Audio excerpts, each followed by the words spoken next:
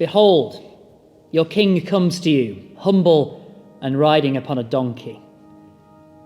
This weekend, the church marks Palm Sunday, the arrival, the triumphant entry of Jesus into Jerusalem.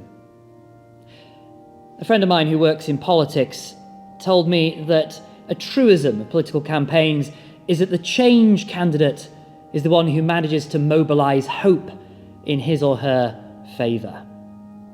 We always want change. We always believe that things can be better than they are today, and should be. And we're right to think so, and they can be, because our King comes to us.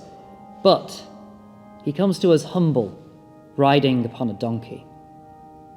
Back in the days of the old Roman Empire, emperors and generals would enter into Rome at the head of a mighty army after their triumphant victories, and they would march into town in what they called a triumph, a celebration of power and authority, of invincibility.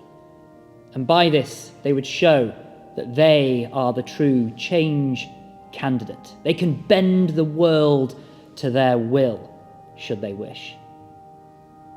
Jesus, in almost mockery of this hubris, enters Jerusalem not in a war chariot or upon a mighty horse at the head of an army, but instead on a donkey, followed by ordinary people waving palm leaves in celebration. A revolution is taking place.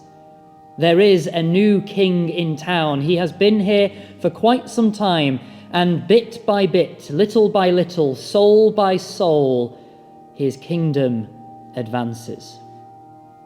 But he is not a revolutionary in the way that our world would think of its revolutionaries. He is not a king in the way that our world thinks of its kings or its emperors. And I would remind us all, friends, that the Roman Empire, mighty though it may have been, is now long gone.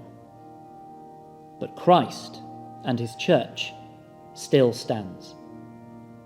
So if you are looking for your change candidate, if you have an empire, a kingdom, a movement you desire to join, look no further.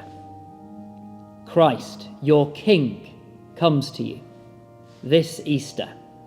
Let us greet him at his resurrection, as this Sunday we welcome him once more into our hearts as we remember his triumphant entry into Jerusalem.